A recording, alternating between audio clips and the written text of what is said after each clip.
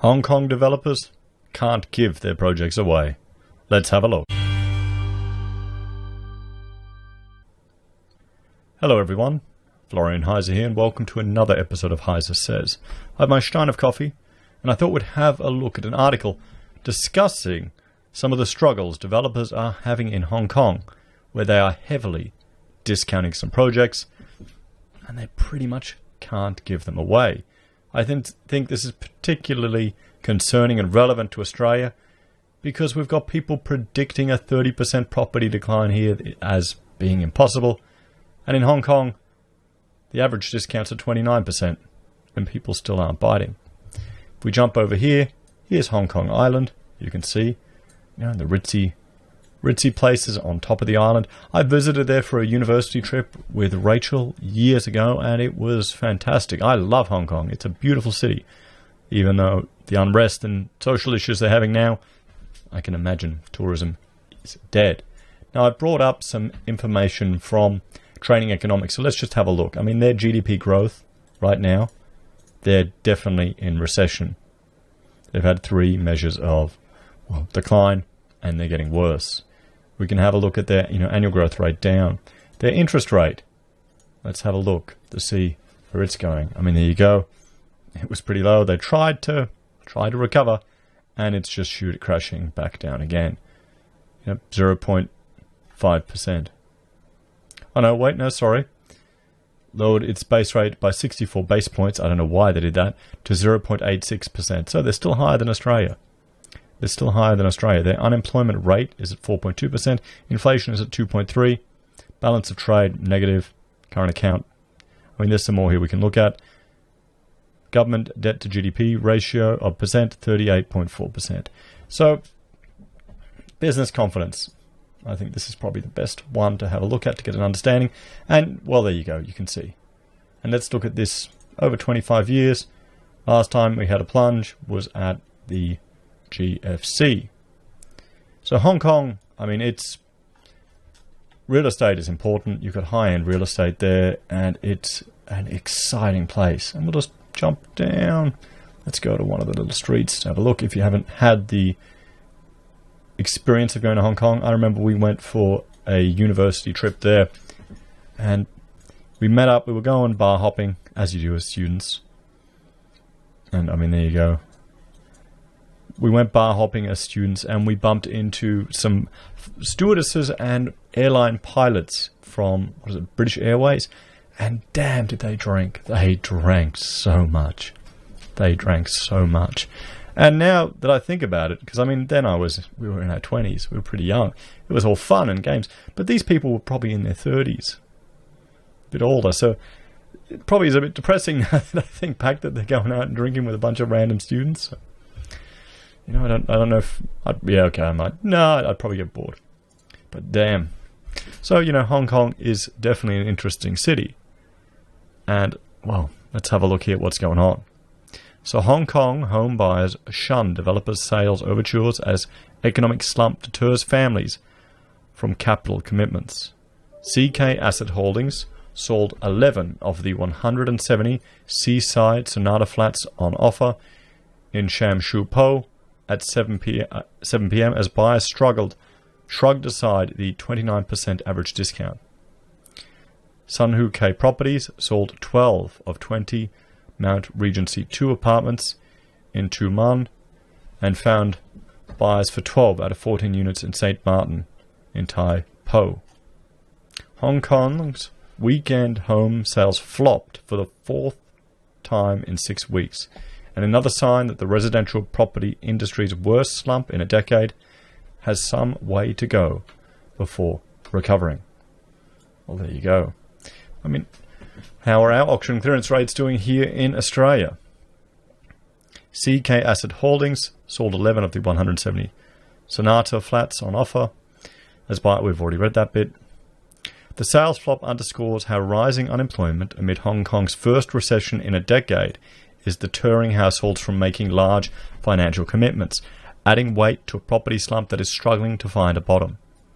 Last weekend, one of mainland China's biggest developers sold a mere 7% of its Emerald Bay flats in Tin Man its maiden Hong Kong project.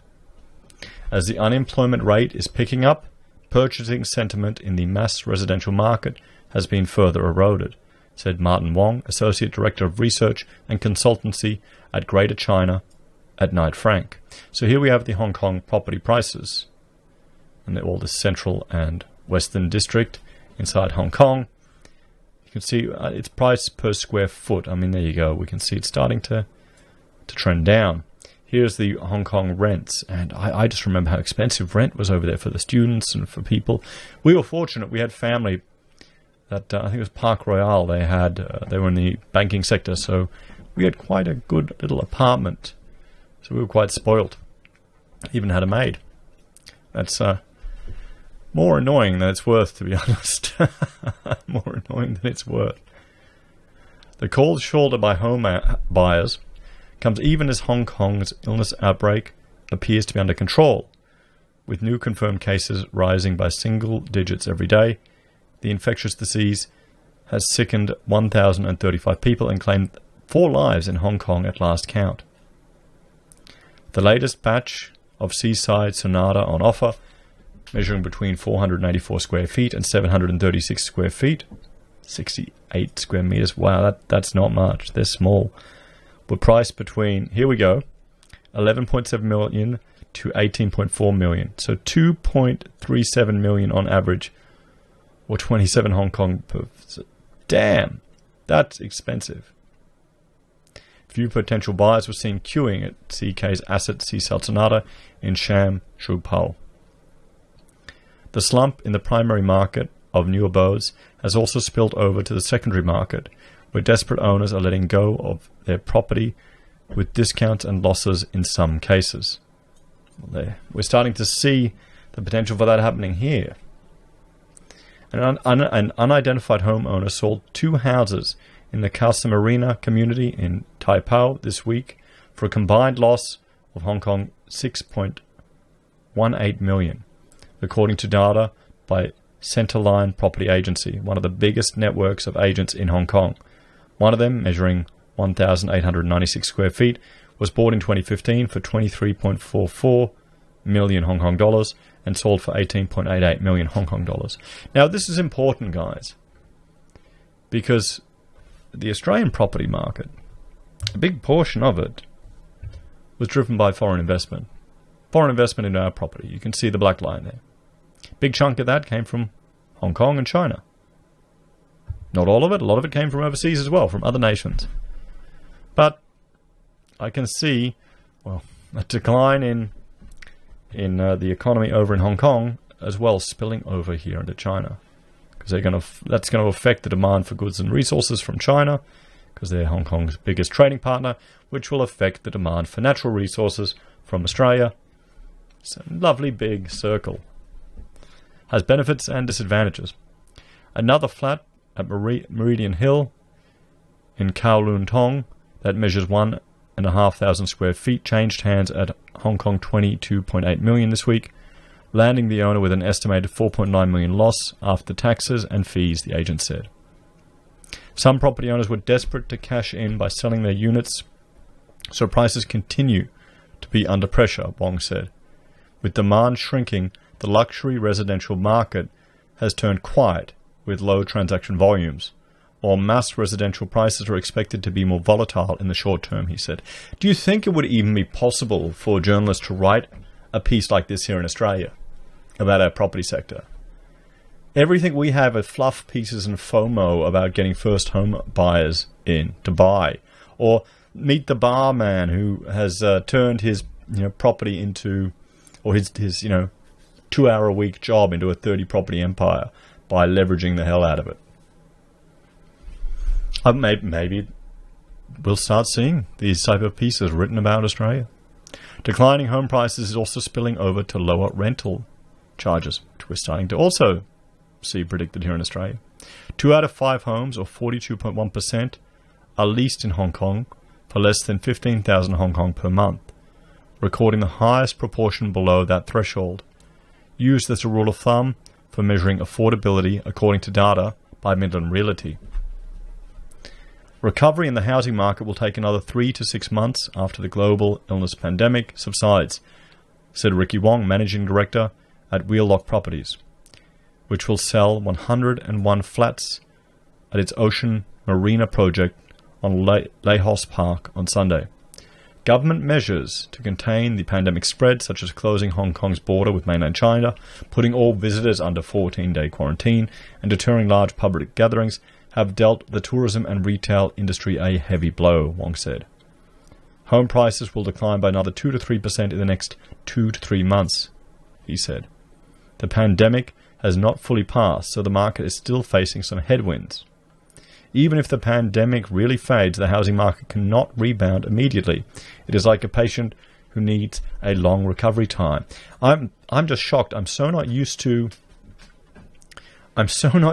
reading articles like this where real estate agents are being so frank. What does that tell you, guys? What does that tell you? What do you think Australia can learn from Hong Kong? And how could that potentially affect the luxury quartile of the Australian property market?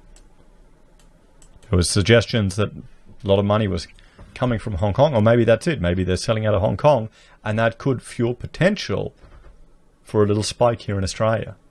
Perhaps. If you're going to get your money out of Hong Kong because you're worried about, well, the potential loss of economic freedoms with future integration with China, you want to park your assets in Australia? Wouldn't be surprised. What do you reckon, guys? And do you think this sheds a little bit more legitimacy for the potential of the 30% decline over here? As always, please let me know your thoughts and opinions in the comments below. Please like, share, and subscribe to the channel. If you're a fan and you want to support us, there are a few ways you can. You can join the channel on YouTube or on Patreon. You can support us by using our affiliate links at Amazon or eBay or Independent Reserve and Kucoin. You can buy a merch from HeiseSays, send us gold using Gold Pass via the Perth Mint, or you can also support us via PayPal. Thanks everyone, have a great day, and I will see you later. Bye for now.